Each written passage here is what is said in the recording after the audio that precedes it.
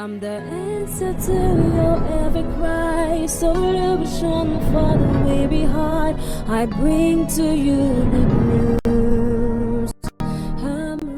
Ngiyakubingelela mlaleli nalamuhla egameni lenkosi yethu Jesu Kristu. Angikomukeleke kulolu hlelo lethu lokufunda incwadi yemihla ngemihla lokuyi-Rhapsody yemaqiniso lebhalwe ngumfundisi Chris Oyakhilome DSCDD. Namhla-ke ngilwesithathu futhi ntathu kwenyanga yenhlaba ku-2026. Isihloko salamhla-ke sithi kudondla ngelivi njalo. Livesi-ke lekuvula silithola encwadini yaMateyu sahluko se-22 livesi le-20 kanye nemfica. Lithi Jesu wathi kubo, maye nedukile ngobe aniyati imibhalo kanye nemandla kaNkulunkulu. Inkosi Jesu yenda statement lesimangalisako nayithi niyaphambuka ngobe aniyati imibhalo. Lokhu kukhombisa ukuthi kungaladi ilivi laNkulunkulu kuholela emaphutheni. Nangabe ilivi laNkulunkulu lingekho ekuphileni komuntu, kuba nekudideka kanye nekulahleka kuba yinto lengagwemeki.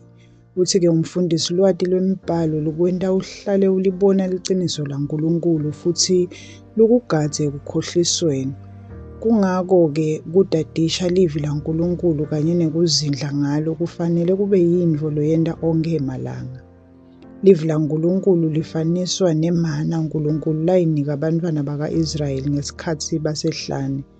Wabatshela ukuthi bangakushiyi kuze kube lilanga lilandzelako. Uyachubeka komfundisi uthi bekudzingeka ukuthi babuthele kudla lokwenele lilanga ngalinye. Ngesikhathi inkosi Jesu ithi kuJohane sahluko sesithupha livesi le-35, mina ngisinkwa sekuphila, yembula incazelo lejulile ngaloko. Usinkwa sibili lezivela ezulwini, livi leliphilako lelondla umoya wemuntu. Livi laNkulunkulu likudla kwaNkulunkulu kwemoya wakho, futhi ulidzinga onke malanga. Haleluya. Inkosi yayala kuJoshua sahluko sekucala livesi lesiphohlongo yathi, emavi alencwadzi yemithetho angesuki emlonyeni wakho, uyawucabangisisa ujule kuwo busuku nemini. Uzindla ngelivi kubaluleke kakhulu na ufuna impilo lephumelelako yebuKristu. Akukafanele wethembele kuphela kuloko lokwendeka kuwe esikhathini lesendlulile mayelana nelivi. Amandla akho akamoya atholakala ngekufundza livi laNkulunkulu njalo. Haleluya. Nangabe umKristu angalinaki livi laNkulunkulu, angalifundzisisi noma ahle alova enkonzweni noma abe khashane nendzawo lapho livi laNkulunkulu lifundziswa khona, uba sengotini. Kodwa nangabe uhlale wondliwa ngelivi laNkulunkulu futhi uciniswa kuhlangana nalabo labanekukholwa lokufana nekwakho, utawuhlala uphapheme ngekwakamoya, uciniswe futhi umelane nemachinga esitha. Uthi-ke umfundisi ngako-ke qiniseka ukuthi usemndenini wakamoya, lisondvo lasekhaya lapho livi laNkulunkulu lifundziswa khona njalo futhi liphilwa. Hlala ukanye nalamanye emaKristu futhi uzindle njalo ngelivi laNkulunkulu. Moya wakho uyawuthuthukiswa, uqiniswe ngaso sonke isikhathi futhi utawukhula usuke kulomunye umusa uye kulomunye, usuke ekukholweni uye kulokunye, usuke enkatimulweni uye kulenye. Haleluya. Asithandaze. Babe wetfu lothandzekako, ngiyabonga ngekondliwa ngelivi lakho leliqinisa umoya wami onke malanga. Ngiyajabula ngelivi lakho futhi ngiyazindla ngalo ngaso sonke isikhathi. Liyangicondzisa ekuhlakanipheni, liqinisa kukholwa kwami futhi lingenta ngincobe yonke imisebenti yebumnyama. Ngihamba ekukhanyeni nasemandleni eliciniso lakho lamuhla naphakade egameni laJesu. Amen. Kuchubeka nesifundo kemlaleli, dawufundza incwadi yaMateyu sahluko sesine livesi lesine, incwadi yaJoshua sahluko sekucala livesi lesiphohlongo kuyo i-Amplified Classic, incwadi yekucala yaPetro sahluko sesibili livesi lesibili kulo lihumusho le-NIV.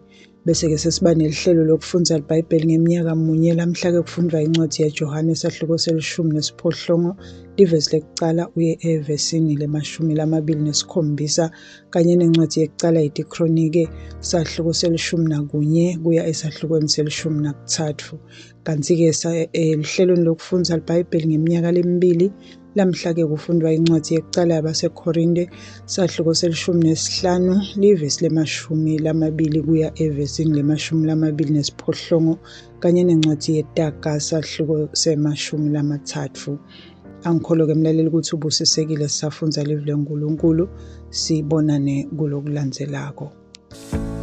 Ngicela ngemlaleli ukuthi uma ngabe bowusengakayemukeli iNkosi yethu Jesu, umane usho nanka emagama emva kwami uwasho ngenhliziyo yakho yonke. Haleluya. Thani Nkosi Nkulunkulu, ngiyakholelwa ngayo yonke inhliziyo yami eNkosini Jesu Kristu, indvodzana yaNkulunkulu lophilako. Ngiyakholwa wangifela nekuthi uNkulunkulu wamvusa kulabafile. Ngiyakholwa uyaphila lamuhla. Ngiyavuma ngemlomo wami ukuthi Jesu Kristu uyinkosi yempilo yami kusukela lamuhla. Ngaye nangeligama lakhe nginekuphila lokuphakade, ngidelwe kabusha. Ngiyabonga Nkosi ngekusinzisa impilo yami. Nyalo sengingumntwana waNkulunkulu. Haleluya. Siyakubongela ke mlaleli, nyalo sewungumntwana waNkulunkulu. Haleluya. Inkosi ikubusise.